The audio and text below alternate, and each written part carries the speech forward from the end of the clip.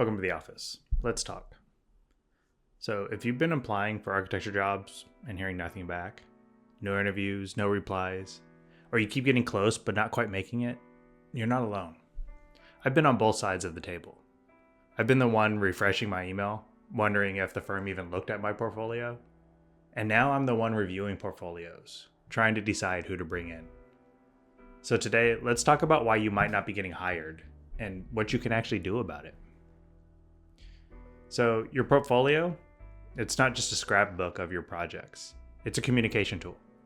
And if it's not clear, concise, and curated, you lose people fast. Most hiring managers spend less than a minute on that first pass. If your layout is cluttered and your best work is buried, they're going to move on. So here's how to fix it. Lead with your strongest project. Be clear about your role if it was a group effort, but keep it simple. Use white space. White space is your friend. Don't make it cluttered. And make sure that you're telling a story for each project. Not like with words, but visually. What was the problem? What was your solution? And what was the result? And remember, most portfolios, they're viewed digitally now. Test your PDF on different screens. If the text is unreadable or the colors are off, it's going to give the wrong impression. Many applicants will send the same resume and cover letter to every firm, and we can tell. Every office has its own focus. If I run a small studio designing modern coffee shops, and your portfolio starts with academic towers and speculative museums, I might not see the fit and how you could fit with our firm. So here's what you need to do.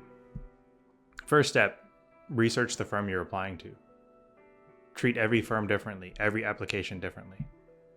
And you may need to reorder your projects or mention why you're drawn to what they do.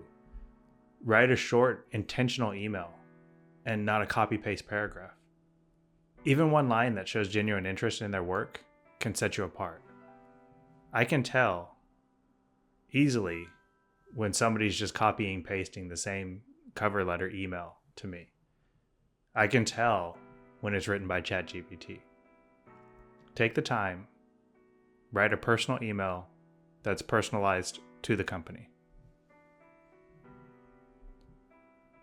The other thing that we look for is whether you can work in the real world. So design school, it's about creativity. But practice, it's about execution. So when I'm hiring, I'm not just looking for design talent.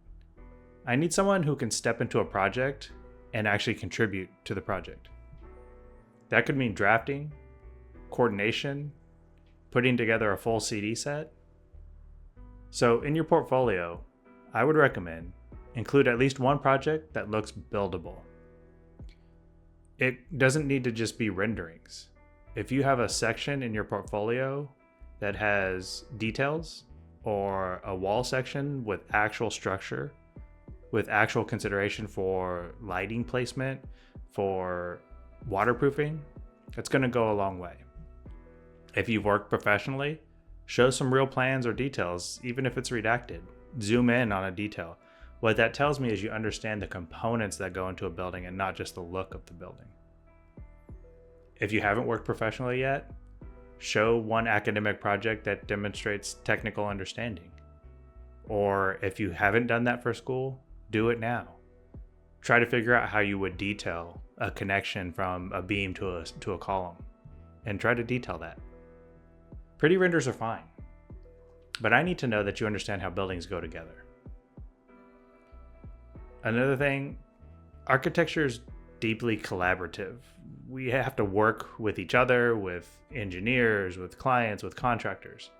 You're going to spend as much time talking and coordinating as you will designing. I've met applicants who have had great projects but couldn't explain their ideas clearly, and that's a red flag for me. So here's what you need to do. Practice. Do you remember your first presentation in architecture school? It probably wasn't nearly as good as your last presentation in architecture school because you've had practice. It needs to be the same when you're explaining your work.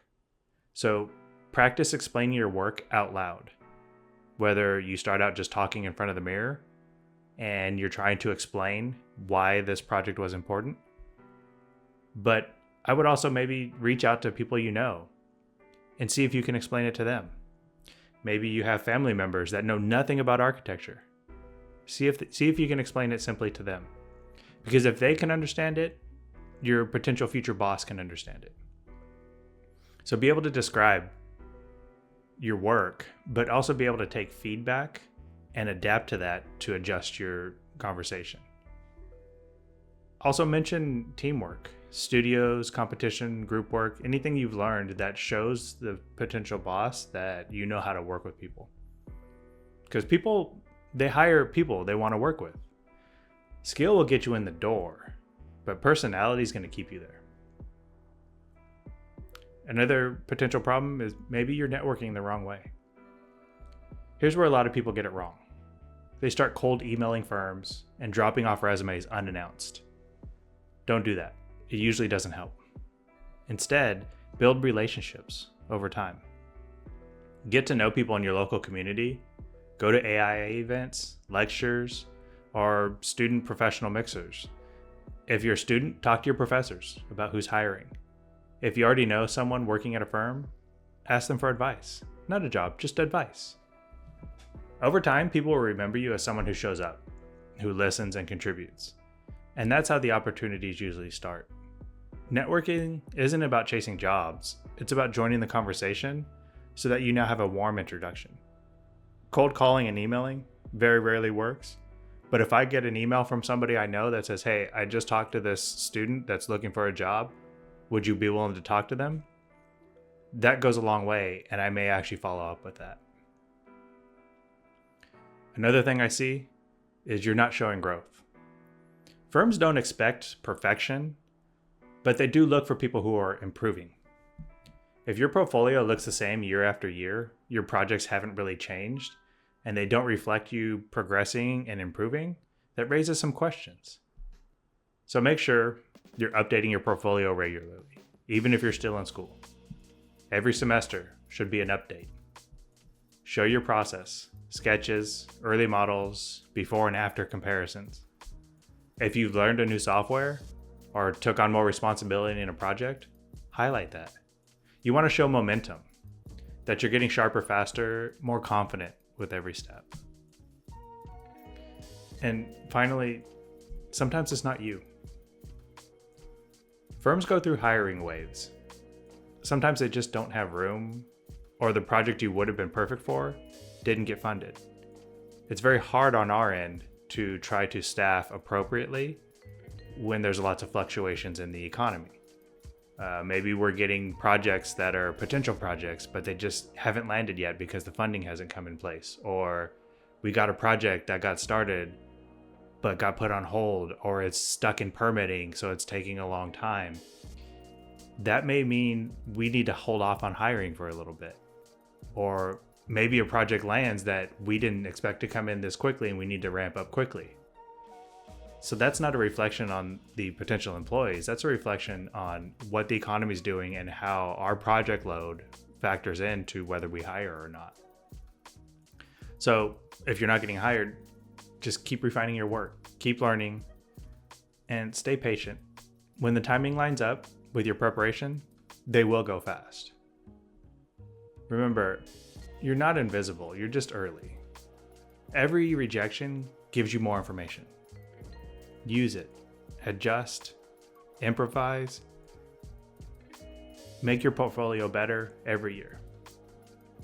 And if you want me to make a follow-up video on how to position yourself for the right kind of firm or how to stand out in an interview, let me know in the comments. I can go ahead and make those too. But for now, that's it. Let's get back to work.